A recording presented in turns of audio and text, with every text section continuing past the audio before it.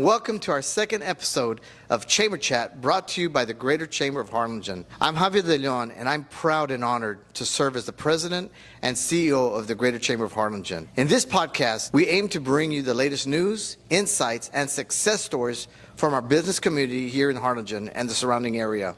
We'll be chatting with local business leaders, entrepreneurs, and community leaders who are making an impact in our city. We'll explore their journeys, share their experiences, and discuss how we can all work together to foster a prosperous business environment. As we continue our journey with Chamber Chat, I want to thank each of you for your ongoing support of the Greater Chamber of Harlingen. Our mission remains to be the synergy of information, promoting, advocating, and supporting all our businesses in the community. This podcast is an extension of the mission designed to keep you informed and inspired. Today, we'll be diving into everything you need to know about voting with our good friend Remi Garza, the Cameron County Elections Administrator. But before we get started, I'd like to thank our Titanium and Platinum sponsors. Our Titanium sponsors is the City of Harlingen, Sames Harlingen Ford, the Hilton Garden Inn Harlingen Convention Center, Harlingen Medical Center, Titan Fuel, and Valley Baptist Medical Center Harlingen. And our Platinum sponsors is First Community Bank, Valley Baptist Physician Network, CRI, CPAS and Consultants, and Social Life Magazine. Because of your generous support, this makes this podcast possible and helps us continue to work and tell our story in the community. So, without further ado, let's dive into our second episode of our Chamber Chat. Well, Remi, thank you for being here, and I know how busy you are. I know how much work you do, and you handle all of Cameron County. So I want to thank you for spending some time, and hopefully you're going to educate each and every single one of us on elections and how it works. But before we go into the questions and go into the depth of everything, I've been fortunate to know you for many, many years, good friend. But can you tell the people that are listening to the podcast, a little bit about yourself? Well, I've been the Cameron County Elections Administrator for approximately 9 years now. I started in 2015. Before that, I had worked with Cameron County for approximately 12 years, more in the administrative side of the county. I've lifelong resident here in South Texas, and so it was really important to me to come back home and to contribute to hopefully the success of our community. Okay, fantastic. And you've been a big advocate for Cameron County through all those years. So I want to thank you for all the hard work and everything that you've done. One of the reasons why you're sitting here this morning, Remi, is because on our podcast, we try to get community leaders, elected officials that the community wants to know about. And right now, as you know, more than anyone else, you're the expert in the room, it's election time. The presidential election is in November. All the elections are in November, actually. And so there's a lot of excitement. There's a lot of questions. There's a lot of things that are going on that people in the community want to know. And here at the Chamber, we're very fortunate and blessed that a lot of individuals that have questions, they know where to go. And so they come over to the Chamber of Commerce and they say, where do I vote?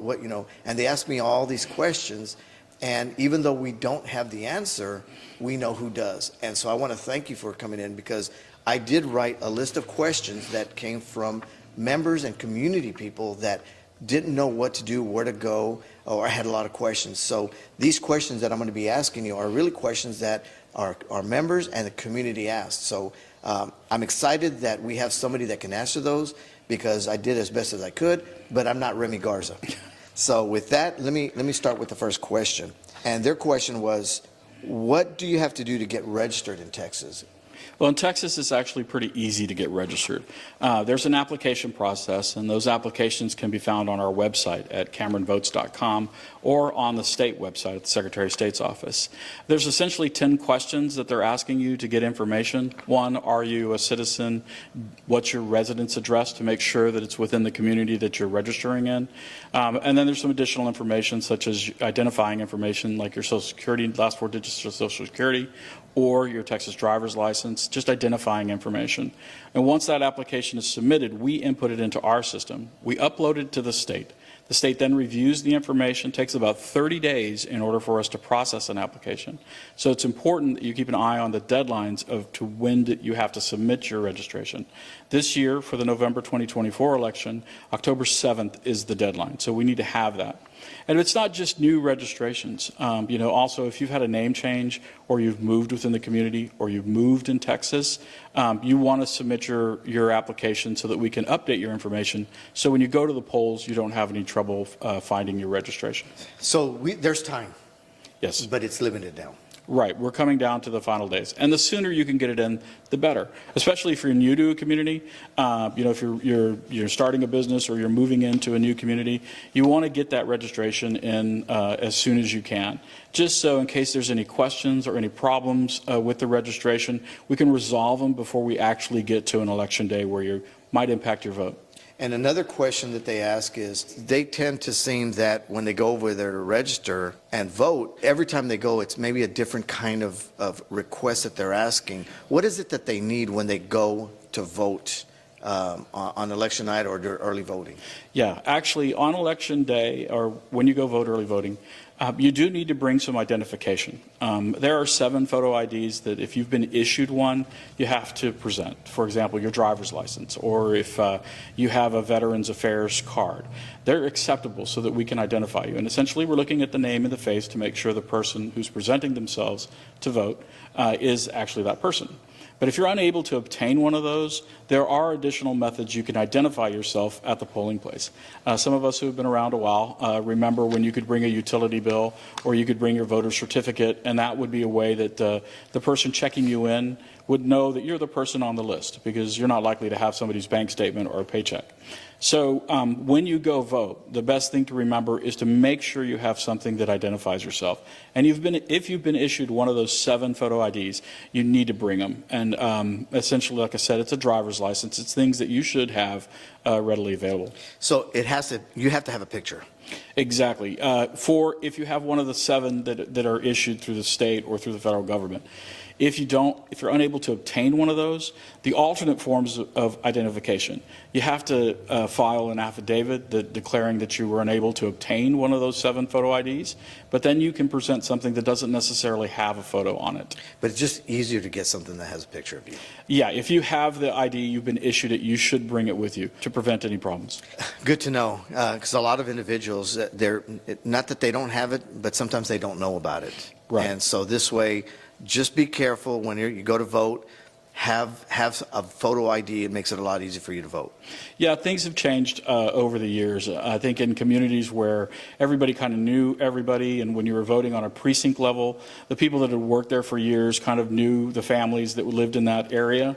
But it's changed. People are moving around a lot more. And so I think having an identification makes it easier for the people that are behind the desk to make sure they're checking in the right person. And speaking of moving around, so if somebody moves into the community, is there a timeline that they have to live in a community to be able to vote in that precinct or in that town? Yeah, that's a very good question. I think it's important to remember that you can register to vote in a community as soon as you've established your residence.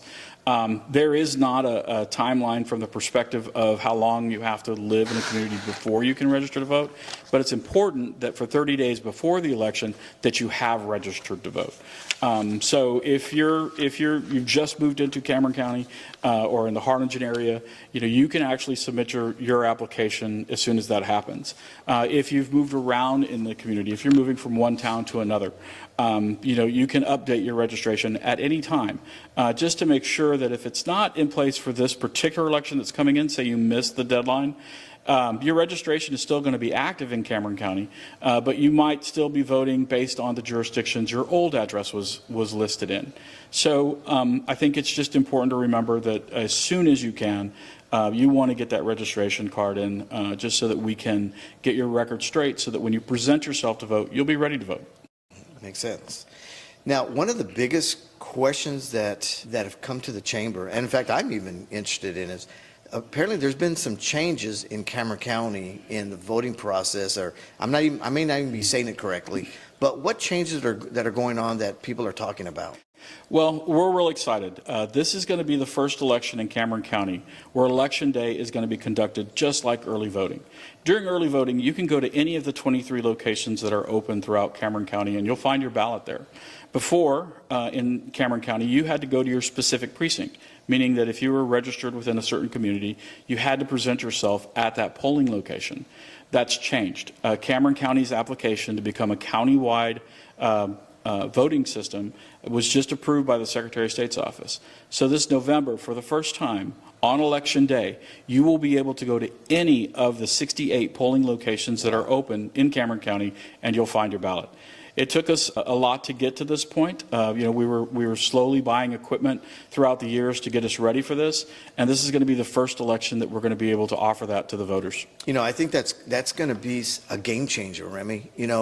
A lot of people, when they go vote during regular voting, you forget where your precinct's at. Or you go to your precinct, there's maybe like 75 people in line because that happens to be an area where everybody's voting at that time.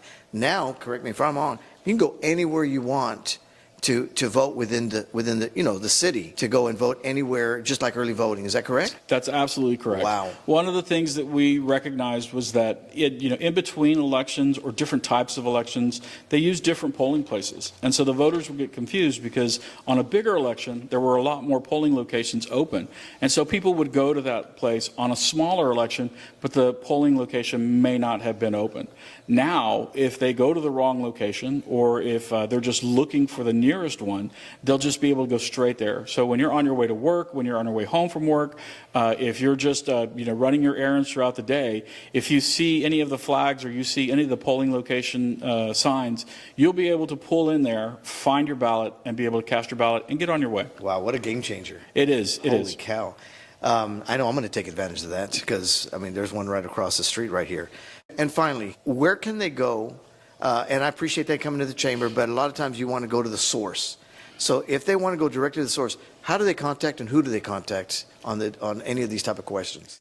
Well, I think the most important place you can go to find information about Cameron County is to go to CameronVotes.com, which is our website, has all recent information with respect to polling locations, early voting dates and times, and just general information you want to find. Also, you can contact us at our office. You just give us a call. It's 956-544-0809. You can Google us and find us. Our address is there in Brownsville. Also, though, there's other sources of information like the Secretary of State's office, that is votetexas.gov, or vote.gov, which is now the federal site. Remi, thank you very much. I know that's a lot of great information. There's nobody better to talk to us about elections than you yourself. Before we conclude this, is there any final last words you'd like people in the audience or people listening to know?